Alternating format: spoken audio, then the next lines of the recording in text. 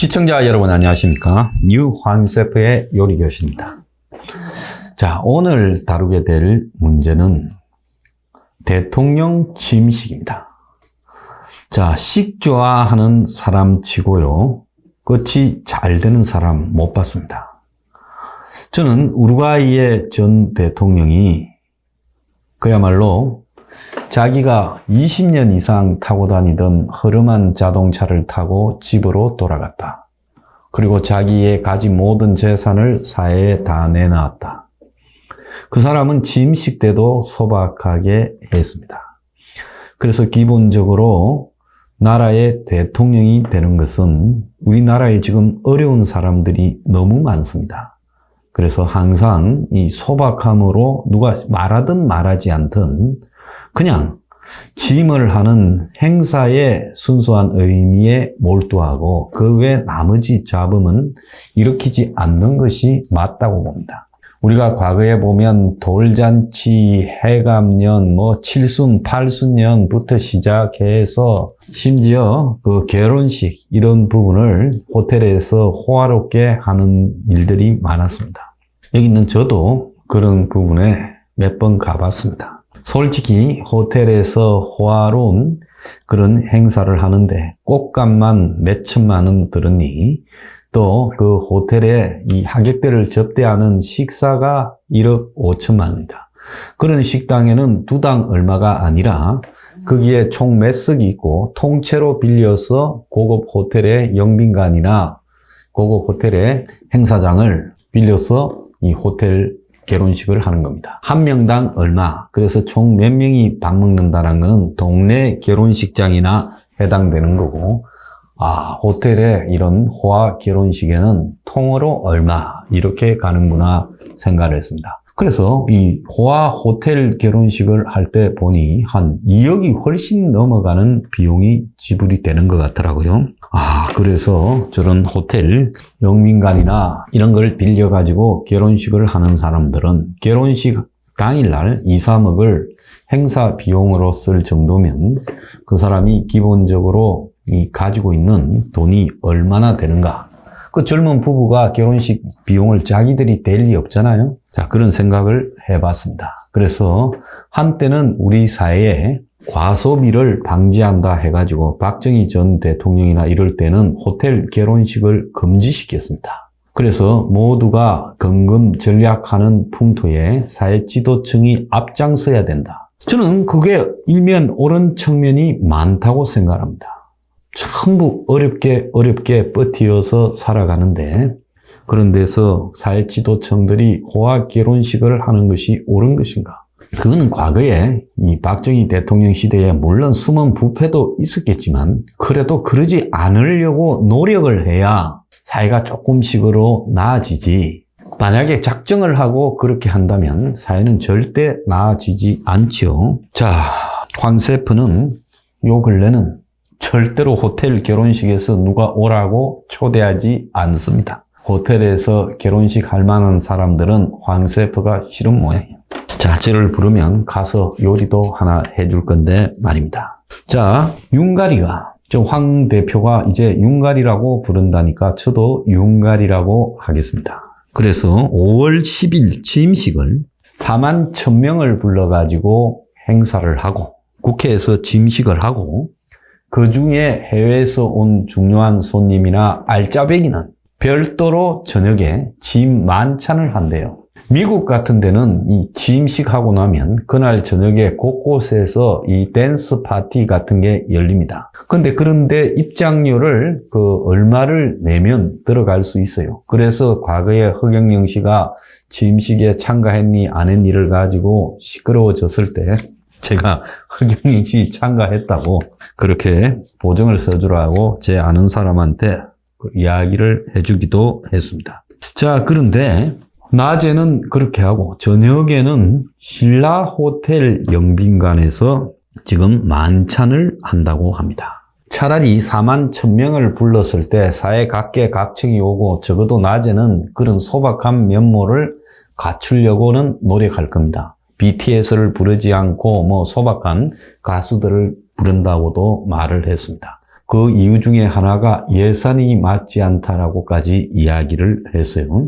자, 그렇다면 저녁에도 소박하게 하든가 아니면 저녁에는 하지 말고 그냥 청와대에서 역대 대통령들은 만찬을 했죠. 그래서 취임한 날 저녁에 청와대에서 만찬을 하는 게 상식적으로 맞는데 이번에는 청와대를 안 들어간다 하고 그리고 각종 한남동 공간을 뒤졌다가 육참 총장 공간에서 비가 새니 어쩌니 하면서 외교부 장관 공간이 한 4,400평 되어서 제일 좋더라. 축구장 2개더라. 그래서 외교장관 공간으로 가는데 지금 그걸 고치기 시작하면 고치는 데만도 지금 한 2달 걸리니 취임하고 한 달은 서초동 아파트에서 그 삼풍백화점 무너진 그 아파트잖아요. 그 아파트에서 용산에 이제 출퇴근을 한다는 겁니다. 그러면서 청와대에서 만찬을 할 수 없게 되어서 만찬장을 호텔로 골랐고 그 중에서 삼성이 하는 신라 호텔이 영빈관이 발탁이 됐다고 합니다. 신라 호텔 영빈관은 아주 과거에 한식 건물을 쫙 만들어서 아마 저녁에 영빈관 밖에 뜰에서 칵테일 파티부터 하고 아마 영빈관 안에서 식사가 이루어지겠죠. 아마 그날 저녁에 이 만찬에 참가하는 사람은 제가 봤을 때 한 최소로 한 300명 이상은 될 거라고 보이고요. 그래서 그 사람들의 식대만 해도 제가 생각할 때는 한 5억 이상은 나올 거라고 보고 있습니다. 자, 그런데 취임식 예산을 33억을 잡았어요. 역대 최고지만은 물가 인상을 고려해서 이 문제를 시비를 걸지는 않겠습니다. YS는 10억, DJ는 14억, 노무현은 20억, MB 때는 25억, 박근혜 때는 31억. 그리고 문가리는 취임 당일날 업무를 시작을 했기 때문에 저녁에 만찬은 별도로 없었고 취임식 또한 지금 국회에서 취임 선서를 한 300명 불러서 하는 걸로 때웠지요. 자, 그런데 지금 이제 들리는 이야기로는 의전 차량이 취임식과 관련해서 558대가 준비가 되었다. 그래서 취임 기간인 5월 7일부터 5월 12일까지 지금 이 차량 입찰이 있었는데 차량이 558대를 쓰는데 2억 3,753만 원이 지출된다라고 이야기를 합니다. 그래서 벤츠 S클래스 5대와 벤츠 24대, G90 237대, G80 184대고요. 취임식 당일날은 138대 의전 차량이 제공된다는 거예요. 그래서 아마 취임식장에서 호텔에서 다시 만찬장으로 이렇게 외빈들을 실어나르는 숫자가 138명. 거기에 내빈까지 합치면 넉넉 잡고 300명은 넘을 거라고 보입니다. 저는 이것을 초호화 혈세 낭비나 이런 부분으로 비아냥거리거나 비난하지는 않겠습니다. 그런데 취임식에 4만 1,000명이라는 것은 현재 코로나 국면에서 이건 좀 취임식 규모가 너무 커졌다. 이렇게 생각을 하고요. 물론 박근혜 전 대통령 때는 7만 명, 이명박 전 대통령 때는 500명, 문가리는 300명 했다 말도 있고 500명 초청했다 말도 있습니다. 자, 그런데 취임식은 국회의사당 앞마당에서 11시부터 오전에 시작을 하고 그날 새벽 0시에 보신각에서 임기 개시를 알리는 타종 행사를 하고 오전에는 서초동 집에서 이제 출근을 하니까 출근할 때 축하 행사도 한다는 겁니다. 그리고 이제 오후에 이 경축 연회 및 만찬이 지금 신라 호텔 영빈관에서 이루어진다고 합니다. 자, 이 황세프가 볼 때는 지금 검수완박 중재안을 합의해 주면서 이 황 대표가 그 배경으로 2가지를 꼽았죠. 다른 하나는 이 문가리와 윤가리가 내부에서 딜을 했다. 원래 그렇게 되어 있었는데 서로 좀 갈라섰다가 이제 다시 딜이 성립됐다. 이렇게 보는 시각이 하나 있고 그것만으로 다 설명이 안 된다. 그러려고 했으면 처음부터 통합정부 그리고 뭐 연정 이런 이야기를 하면서 개헌 스케줄도 이야기하면서 자연스럽게 그 과정을 몰아가고 그 속에서 금수완박도 적당하게 합의해서 처리하기로 했다라면 이것이 충격이 이렇게 크지도 않고 물론 그래도 이 보수의 이 원론적인 사람들은 반대하겠지만 그래도 이 부분에 대해서 국민들 다수를 납득은 시킬 수 있었을 거다. 이래 봅니다. 자, 그런데 그렇게 하지 않고 어느 날 벼락 떨어지듯이 갑자기 이렇게 입장을 바꾸었습니다. 거기에는 하나가 더 있다. 거기에 대해서 황 대표는 뭐 때문에 그러는가 하면 재벌들이 지금 전부 재벌 회장들이 깜빵에 다 밥 먹듯이 들락거리지 않았습니까? 그러니까 그런 재벌계에서 윤 쪽에 어떤 형태로든 영향력을 발휘해서 검찰을 없애버려야 이번 기회에. 그래야 깜빵 갈 일이 없다 해서 지금 금수완박 발의가 되어 있는 마당에 재벌들도 가세해서 기득권끼리 좌우가 다 합의해서 검찰을 없애버려서 정치인도 자유롭고 고위공무원도 자유롭고 전현직 대통령도 자유롭고 재벌도 자유롭게 만들었다. 자, 그렇게 지적을 했죠.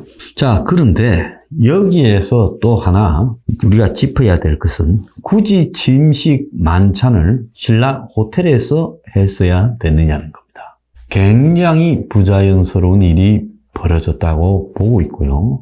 카터링을 통해서 얼마든지 불러서 할 수 있었다고도 봅니다. 그런데 지금 외교장관 공간에서 만찬을 할 수도 있었을 거고 청와대에서 만찬만 하고 안 자고 나올 수도 있었을 겁니다.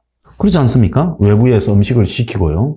그런데 그 좋은 시설인 청와대를 놔놓고 청와대에서 단지 들어가서 잠시라도 있고 싶지 않다라는 이유로 청와대에서 만찬을 하지 않고 신라호텔 영빈관에서 그것도 재벌 호텔 영빈관에서 만찬을 하는 것을 국민들은 어떻게 받아들여야 됩니까? 무엇 때문에 그날 잠깐 만찬하는 것조차도 싫어하는 겁니까? 자는 것을 싫어한다는 건 청와대 귀신 나와서 그렇다고 이해를 하겠습니다. 억지로.